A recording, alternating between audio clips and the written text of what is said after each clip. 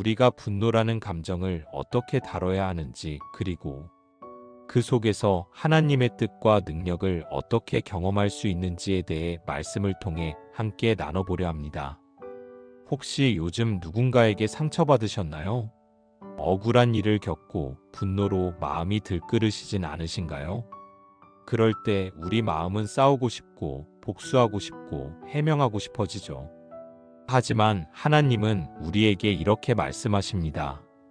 내가 갚으리라. 바로 이 말씀이 오늘 영상의 핵심입니다. 지금 이 순간 우리가 분노를 내려놓고 기도할 수 있다면 하나님은 반드시 당신을 위해 싸워주실 것입니다. 분노는 인간의 본성이지만 방치하면 죄가 됩니다. 분노는 인간의 본성적인 감정입니다. 우리 모두는 살아가며 누군가에게 상처받고 무시당하거나 오해받을 때 자연스럽게 분노를 느낍니다.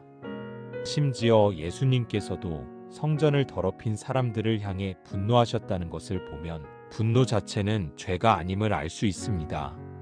하지만 문제는 그 분노를 어떻게 다루느냐에 있습니다. 에베소서 4장 26절에서 27에는 이렇게 기록되어 있습니다. 분을 내어도 죄를 짓지 말며 해가 지도록 분을 품지 말고 마귀에게 틈을 주지 말라. 이 말씀은 당시 초대교회 성도들에게 주어진 교훈입니다. 바울은 로마 제국의 핍박과 내외적 분열 속에서도 신자들이 서로에 대한 분노를 품고 갈등하지 않도록 분노의 시간 제한을 두라고 가르친 것입니다. 해가 지도록은 유대인의 하루 단위인 일몰 중심의 시간을 반영한 표현입니다. 다시 말해 그날의 분노는 그날 안에 해결하라는 말입니다. 고대 유대 사회에서는 분노가 공동체를 분열시키는 강력한 요소로 인식되었습니다. 특히 혈연 중심의 유대 공동체에서는 분노가 축적되면 가문의 분쟁으로 번졌고 이는 종종 폭력으로 연결됐습니다. 그래서 유대 전통에서는 저녁마다 가족 단위의 기도를 통해 하루 동안 생긴 감정을 하나님께 고백하고 정리하는 습관이 있었습니다. 바울은 이러한 전통을 이어받아 에베소 교회에 적용한 것입니다. 이와 관련하여 야고보서 1장 20절에서는 이렇게 말합니다. 사람의 성내는 것이 하나님의 의를 이루지 못함이라. 이 구절은 야고보가 흩어져 있는 유대인 기독교인 공동체에 보낸 편지 중 하나로 그들이 겪고 있던 핍박과 경제적 불평등에 대한 분노가 극에 달했을 때 주어진 말씀이었습니다. 당시 신자들은 로마와 유대 종교 지도자들 사이에서 끊임없이 갈등하며 억울한 일을 겪고 있었는데 그 분노가 결국 공동체 내부의 시기와 다툼으로 이어졌던 것입니다. 야고보는 성도의 분노가 세상의 악에 대항하는 정의감으로 착각될 수 있지만 실제로는 하나님의 뜻을 이룰 수 없음을 분명히 말합니다. 하나님의 의는 감정으로 실현되는 것이 아니라 하나님의 뜻에 순종하는 삶을 통해 드러나는 것입니다. 여기서 중요한 것은 성내는 것이라는 표현인데 헬라어 원문 오르게는 단순한 감정이 아니라 억눌린 채로 계속 품고 있는 격앙된 분노를 의미합니다. 즉 그냥 순간적으로 화내는 것이 아니라 마음 깊은 곳에 쌓인 적개심이 문제라는 것입니다. 우리가 분노를 방치하면 그것은 내면을 갉아먹습니다. 원망은 독과 같습니다. 상대방을 향한 분노를 품고 살아가는 것은 마치 내가 독을 마시고 상대가 죽기를 바라는 것과 같습니다. 이런 감정은 결국 하나님과의 관계도 멀어지게 합니다. 분노는 기도를 막고 성령의 음성을 가리며 결국은 사람의 인생을 비뚤어진 선택과 왜곡된 판단으로 몰아가게 됩니다. 그래서 우리는 분노를 하나님 앞에 내려놓아야 합니다. 그것은 감정을 억누르라는 말이 아니라 그것을 기도의 자리로 가지고 나아가라는 뜻입니다. 우리가 하나님께 주님, 이 억울함을 주님께 맡깁니다. 저를 대신하여 일해주세요라고 고백할 때 하나님은 반드시 반응하십니다. 분노는 누구에게나 찾아옵니다. 하지만 그것을 해결하는 방법은 인간적인 대응이 아닌 신적인 개입, 즉 하나님의 일하심에 맡기는 것입니다. 우리가 분노 속에서 기도하기 시작할 때 하나님은 일하시기 시작하십니다. 하나님은 우리의 억울함을 아시고 친히 싸우십니다. 살아가다 보면 억울한 일을 피할 수는 없습니다. 우리가 아무리 정직하고 성실하게 살아도 오해받고 비방당하고 이유 없이 미움을 사게 되는 경우가 있습니다. 특히 믿음의 삶을 살아가려는 사람일수록 세상은 그런 사람을 더 불편하게 여깁니다. 예수님께서도 말씀하셨죠. 세상이 너희를 미워하면 너희보다 먼저 나를 미워한 줄을 알라. 억울함은 단지 감정의 문제가 아닙니다. 우리의 존재와 삶의 태도 자체가 빛이기 때문에 어둠은 자연스럽게 반응하게 됩니다. 그럴 때 우리가 해야 할 일은 스스로를 변호하거나 직접 복수하려고 애쓰는 것이 아닙니다. 오히려 우리는 억울함을 하나님께 올려드려야 합니다. 왜냐하면 하나님은 우리보다 더 정확히 사정을 아시고 더 공정하게 판단하실 수 있는 분이기 때문입니다. 여호와께서 너희를 위하여 싸우시리니 너희는 가만히 있을지니라. 이 말씀은 출애굽 직후 이스라엘 백성들이 애굽의 병거 부대에게 쫓기며 앞에는 홍해가 막혀 있는 상황에서 모세가 백성에게 전한 하나님의 메시지입니다. 상황은 절망적이었습니다. 도망칠 길도 싸울 수 있는 무기도 없었습니다. 하지만 그때 하나님은 모세를 통해 너희는 가만히 있으라고 하셨습니다. 이는 패배의 선언이 아니라 하나님의 주권을 신뢰하라는 말씀입니다. 여기서 사용된 가만히 있으라는 히브리어 하라쉬는 단순히 움직이지 말라는 의미를 넘어서 내적인 소요를 멈추고 마음을 침묵하라는 뜻을 담고 있습니다. 즉 외적인 정지뿐 아니라 내적인 믿음의 평정까지 요구하는 말씀입니다. 하나님께서 싸우시기 위해서는 우리가 먼저 물러서야 합니다. 그분의 전쟁터에 우리가 섣불리 끼어들면 하나님의 전략은 흐트러지고 맙니다. 내 길을 여호와께 맡기라. 저를 의지하면 저가 이루시고 내 의를 빛같이 나타내시며 내 공의를 정오의 빛같이 하시리로다. 이 구절은 다윗이 고난 중에도 하나님의 신실하심을 붙잡고 고백한 찬양입니다. 당시 그는 사울 왕에게 쫓기며 수많은 날을 도망자의 신분으로 살아야 했습니다. 그러나 다윗은 억울함을 스스로 해결하지 않았습니다. 오히려 사울이 잠든 틈에 죽일 기회가 있었음에도 내가 기름 부음을 받은 자를 손대지 않겠다고 고백하며 하나님께 판단을 맡겼습니다. 이러한 다윗의 믿음은 결국 하나님의 타이밍 속에서 의로 드러났습니다. 내 의를 빛같이 나타내시며라는 표현은 히브리 문화권에서 은밀한 것의 드러남, 즉 감추어진 정의가 밝혀지는 것을 의미합니다. 억울한 상황에 놓인 사람들에게 가장 큰 위로는 바로 이것입니다. 하나님은 침묵하지 않으신다. 하나님은 반드시 나의 사정을 아시고 그에 따른 공의를 세우신다는 약속이 바로 이 말씀 안에 있는 것입니다. 현대 사회에서도 이 말씀은 여전히 유효합니다. 직장 내 부당한 평가, 친구나 가족 간의 오해, SNS 상의 악성 댓글과 허위사실 유포 등 우리 시대의 억울함은 디지털화되고 더 넓게 퍼지고 있습니다. 하지만 기억하세요. 하나님은 게시판보다 빠르고 알고리즘보다 정확하시며 그분의 판단은 정오의 빛처럼 완전하게 드러납니다. 하나님은 침묵하지 않으십니다. 우리가 무너지는 순간에도 주님은 우리의 눈물을 담아 기억하시며 반드시 일하십니다. 억울함을 주님께 맡긴 자는 결코 수치당하지 않습니다. 기도는 내 감정을 하나님의 손에 맡기는 행위입니다. 기도란 무엇일까요?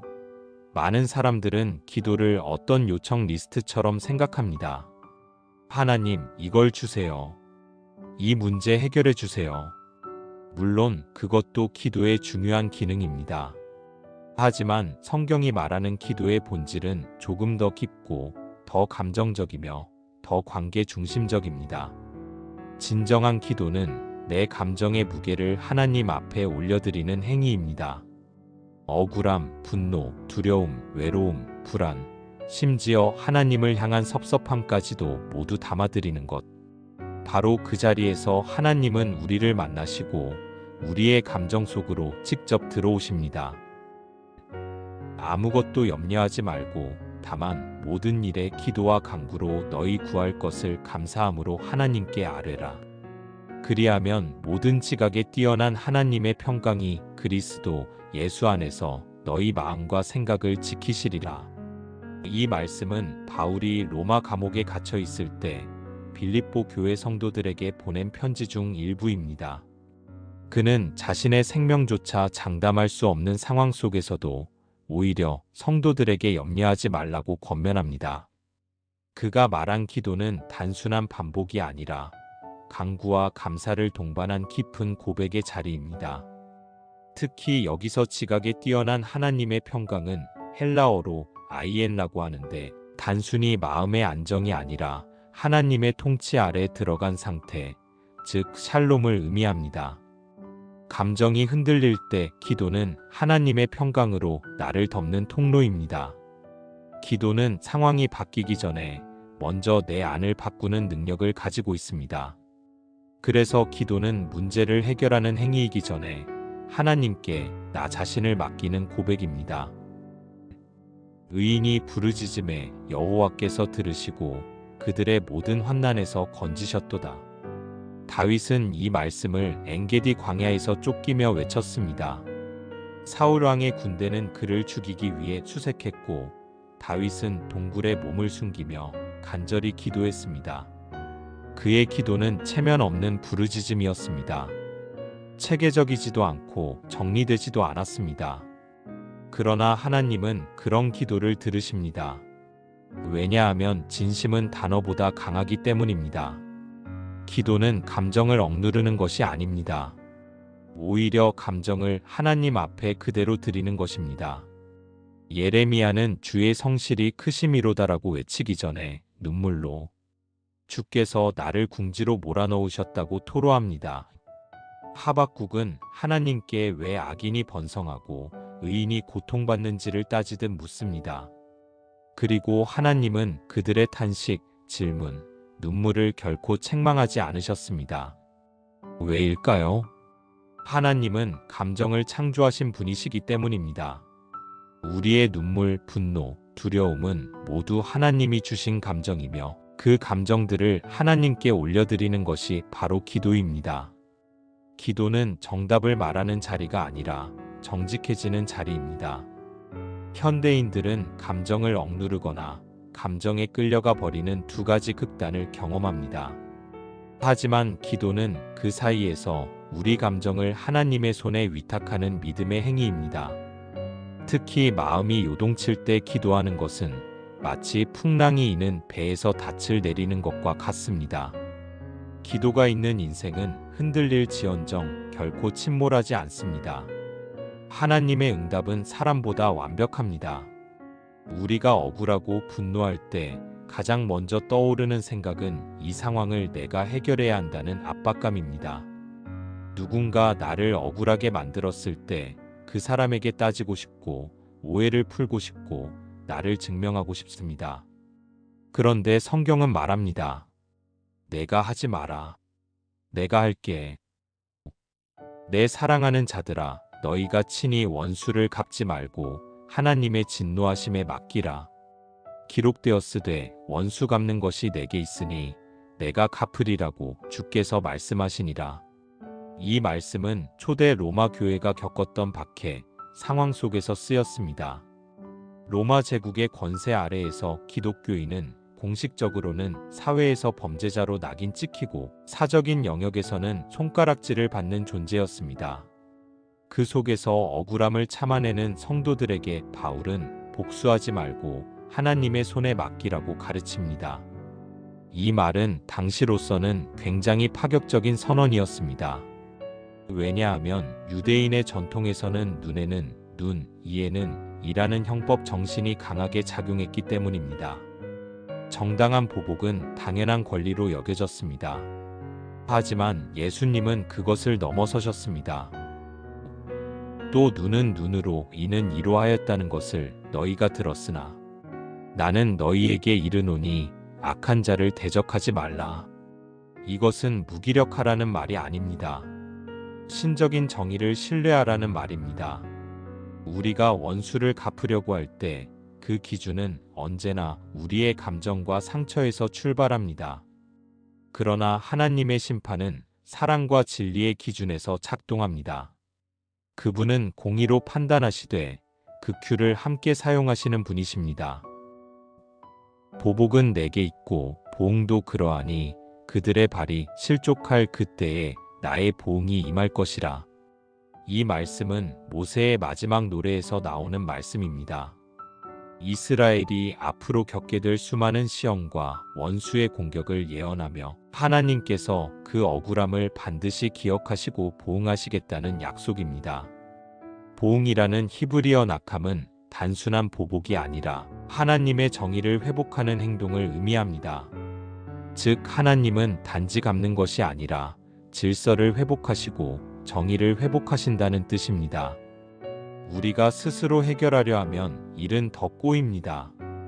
우리는 감정의 생물이고 모든 정보를 다 아는 것도 아닙니다.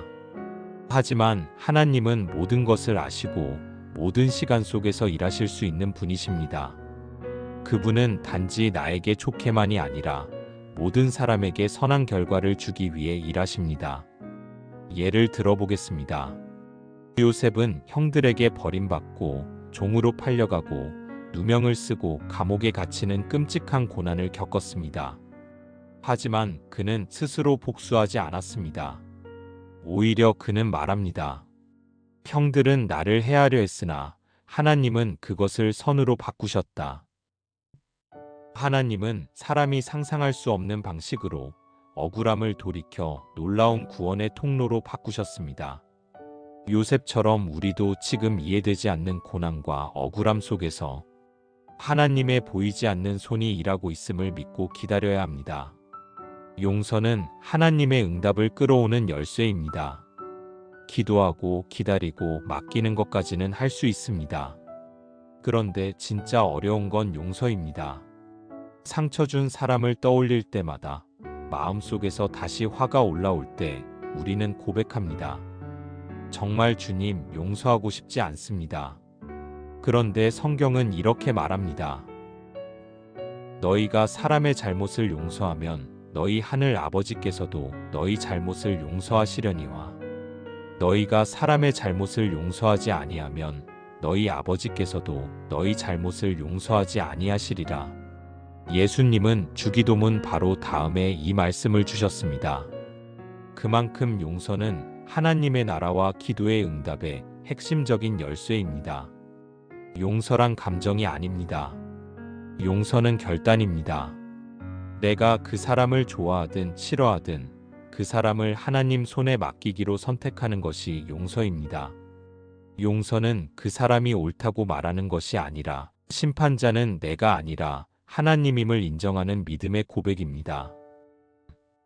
누가 누구에게 불만이 있거든 서로 용납하여 피차 용서하되 주께서 너희를 용서하신 것 같이 너희도 그리하고. 사도 바울은 이 말씀을 로마의 감옥에서 쓴 편지 속에 담았습니다. 그는 갇혀있는 동안에도 교회를 향해 용서를 강조했습니다.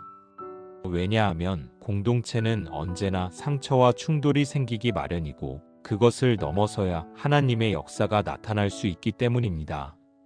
용서는 인간의 힘으로는 어렵습니다. 하지만 기도 속에서 하나님의 은혜를 경험할 때 용서가 조금씩 가능해집니다. 그리고 놀라운 것은 용서를 결단한 그 순간부터 기도가 풀리기 시작한다는 것입니다. 하나님께서 감정을 어루만지시고 우리의 속사람을 치유하시기 시작하십니다. 이 용서를 통해 하나님의 응답은 더 깊고 놀랍게 임합니다. 기도는 내가 싸우는 것이 아니라 하나님께 맡기는 결단입니다. 분노, 억울함, 상처의 모든 감정은 누구나 겪는 삶의 현실입니다. 하지만 그 감정들 속에서 우리가 어떤 선택을 하느냐에 따라 그 인생은 갈등과 파멸로 흘러갈 수도 있고 반대로 하나님의 응답과 평강으로 흘러갈 수도 있습니다. 성경은 우리에게 분명하게 말합니다. 친히 원수를 갚지 말고 하나님의 진노하심에 맡기라. 억울한 일을 당했을 때 우리가 싸우는 대신 하나님이 싸우시도록 맡기는 것. 그것이 바로 믿음의 길이며 성숙한 그리스도인의 삶입니다. 기도는 단지 어떤 문제를 해결해 달라고 요청하는 것이 아닙니다. 기도는 우리 자신을 하나님께 내어드리는 행위이며 우리의 감정과 상황을 주님의 주권 아래로 맡기는 거룩한 항복입니다. 억울할 때, 분노가 치밀 때 무엇보다 먼저 기도의 자리를 찾으시길 바랍니다. 눈물이 흐를 만큼 아픈 그 감정도, 말로 설명할 수 없는 억울함도 하나님은 다 알고 계십니다. 그리고 반드시 응답하십니다. 사람보다 상황보다 더 완전하신 하나님의 응답은 결코 늦지 않습니다. 그리고 마지막으로 기억해야 할 한 가지 용서가 하나님의 응답을 여는 열쇠라는 것입니다. 감정은 따라오지 않더라도 믿음으로 결단하고 그 사람을 주님의 손에 맡길 때 하나님은 그 순간부터 우리의 내면을 치유하시고 환경을 변화시키시며 상황을 주님의 뜻대로 이끄실 것입니다. 이 영상이 여러분의 마음에 위로와 도전이 되셨다면 좋아요와 구독 그리고 댓글로 함께 은혜를 나눠주세요. 기도 제목이 있으시다면 댓글에 남겨주시면 함께 기도하겠습니다. 하나님의 평강이 여러분의 삶에 가득하길 기도합니다.